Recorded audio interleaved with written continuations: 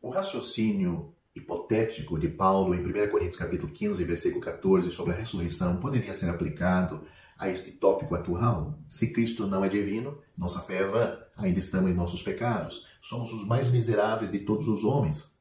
Isso não é uma hipérbole.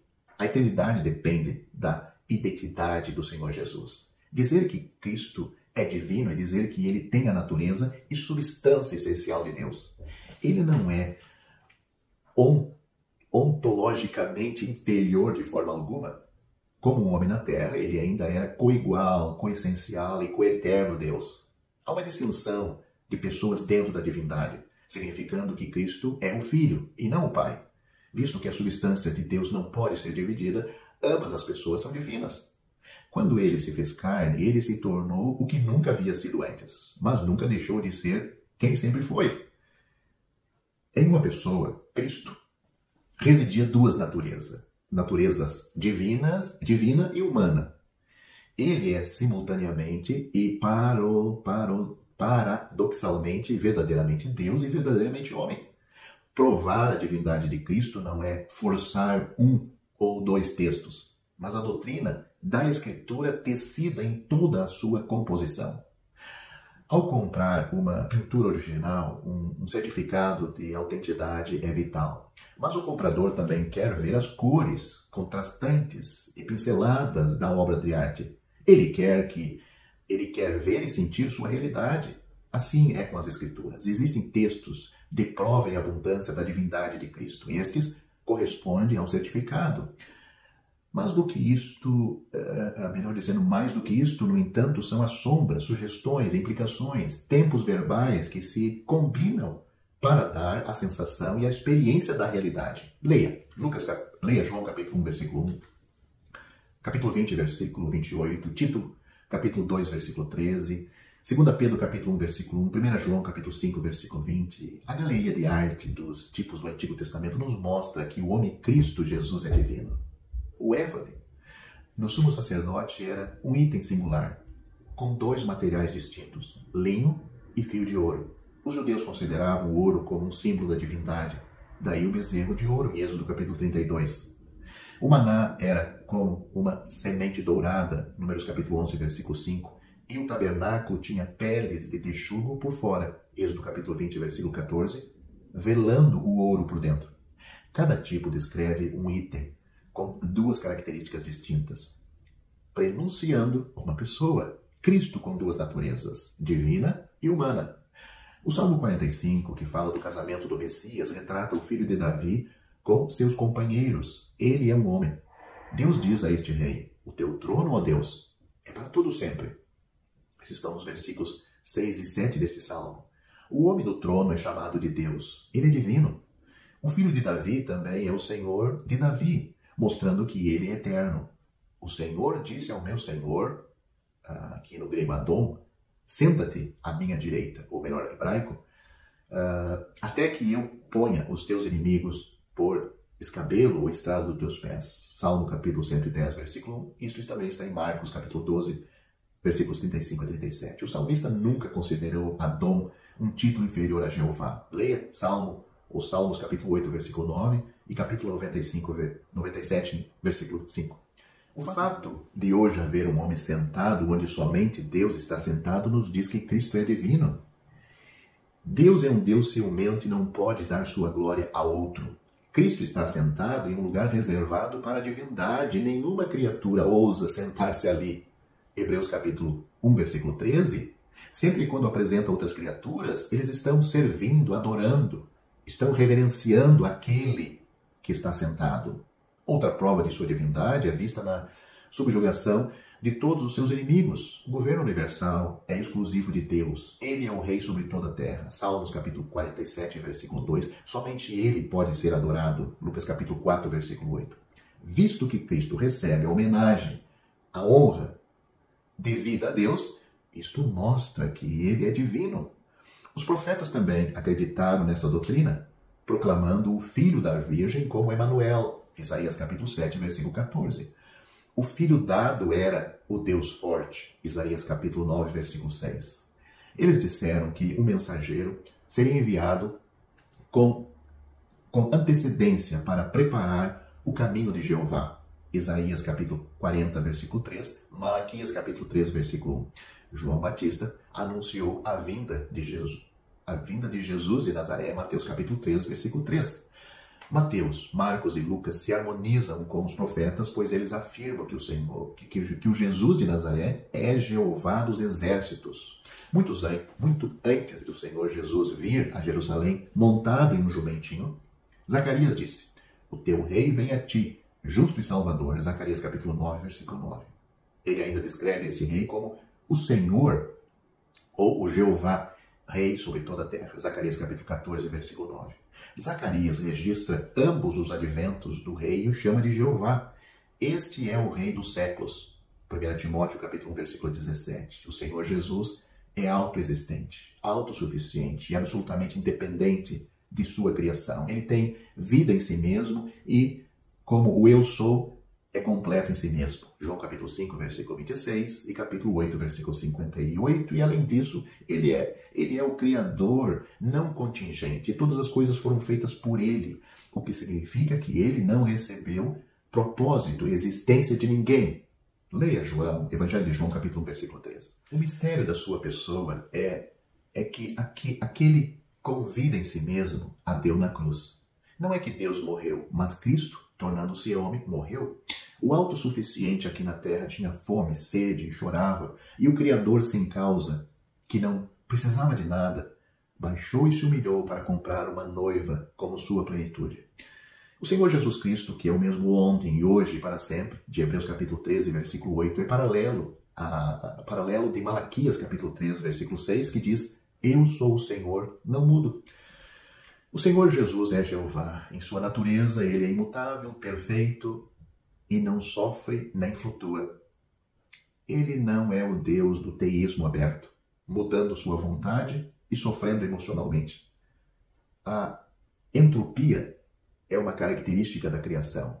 Ela perece, mas o Filho permanece.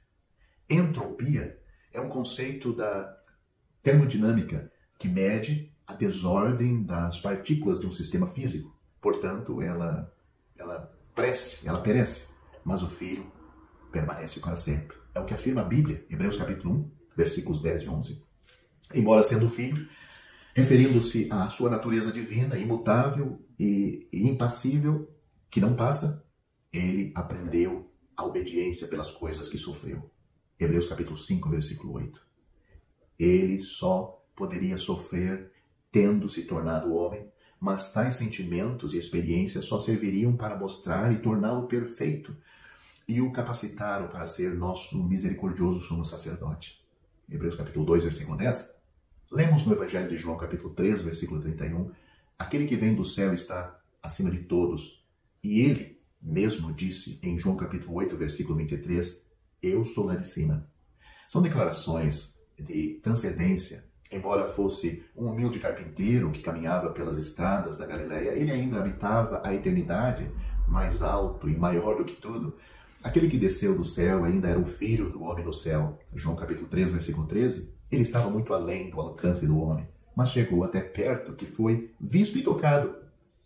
Embora ele tenha vindo em carne e em sangue, há um aspecto da pessoa de Cristo que está muito além de nossa compreensão, insondável. Jó entendeu que isso era um atributo divino, dizendo, tocando o Todo-Poderoso, não podemos encontrá-lo. Jó capítulo 37, versículo 23. Lucas concorda, registrando, ninguém sabe quem é o Filho. João capítulo 10, versículo 22. Isto se refere à vida interior do Filho, antes de suas relações com o homem. Se ele não tivesse escolhido se revelar, ainda estaríamos cegos. Para provar a realidade invisível de sua natureza divina, o Senhor Jesus realizou milagres. A cura do coxo é um exemplo clássico. O Senhor Jesus afirmou, perdoando seus pecados, mas os judeus afirmaram, e com razão, que essa era uma obra só de Deus, e só Deus poderia fazer isso. A história está em Lucas, Lucas capítulo 2, e sendo onisciente, ele conhecia seus pensamentos, e os apresentou a um dilema humanamente impossível: pecados perdoados ou andar do coxo. Ele disse: qual é mais fácil? Para provar a realidade invisível, que os pecados deste homem foram perdoados e que ele era Deus, ele disse ao coxo: anda. Portanto, ele fez as duas coisas porque ele é Deus. Não é de admirar que eles tenham dito: nunca vimos isso desta maneira. Da mesma forma, quando o Senhor Jesus afirmou que Deus era seu Pai, em João capítulo 5, versículo 17, ele estava afirmando ter a mesma natureza de Deus. Para provar esta realidade invisível, ele delineou as obras visíveis que realizaria. Suas obras são as obras clássicas da divindade: salvação, condenação, adoração. Leia João capítulo 5, do versículo 21 e 24. As obras são descritas como sendo dadas pelo Pai, mostrando as funções da divindade.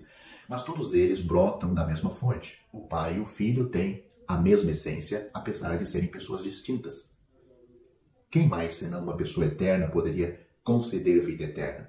Quem, senão um juiz onisciente, poderia conhecer todos os casos e avaliar cada coração em um julgamento global? Cristo fez essas obras exatamente como o Pai as teria feito. Não é de admirar que ele tenha dito: quem me vê, vê o Pai. João capítulo 14, versículo 19. A expressão perfeita é visível da substância de Deus. Hebreus capítulo 1, versículo 13. Somente Deus pode revelar Deus. A eternidade é outra prova da divindade, e esse atributo é revelado como um título nas Escrituras. Eu sou o primeiro e eu sou o último. Fora de mim não há Deus. Isaías capítulo 44, versículo 6. O equivalente no Novo Testamento sobre o Filho é: eu sou o Alfa e o Ômega, o primeiro e o último. Apocalipse capítulo 1, versículo 11. João atribui esse título ao Filho do Homem, o Senhor Jesus. João descreve ainda o Filho do Homem como o ancião de dias da profecia de Daniel. Daniel capítulo 7, versículo 9, e está em Apocalipse capítulo 1, versículo 14. Ele não usa o título, mas espelha as mesmas características. Daniel viu o Filho do Homem e o ancião de dias como pessoas distintas. João viu a mesma essência. Ambos estavam certos. O Senhor Jesus também é chamado de Santo. Atos capítulo 3, versículo 14. Verdadeiro Deus, em 1 João capítulo 5, versículo 20. Filho de Deus, em Mateus capítulo 14, versículo 33. Ele tem os nomes e títulos de Deus, pois ele é Deus. Ao considerar o mistério e a maravilha de nosso bendito Senhor, só podemos cair aos seus pés e exclamar: meu Senhor, meu Deus, como fez Tomé, João capítulo 20, versículo 28. Mas espere.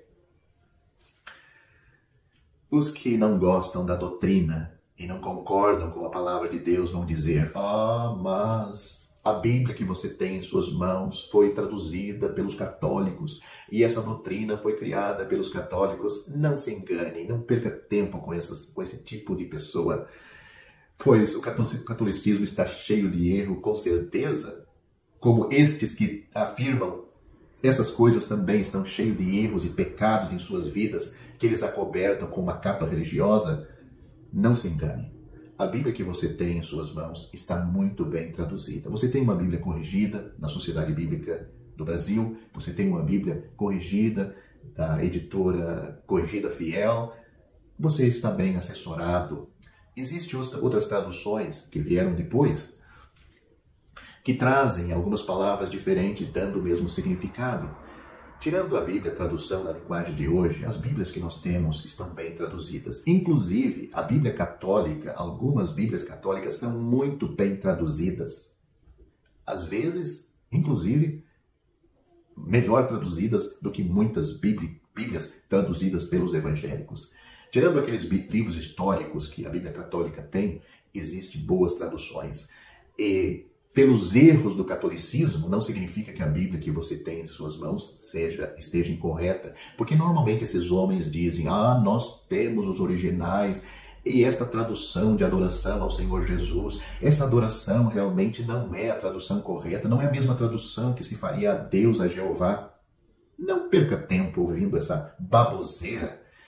São falsos mestres.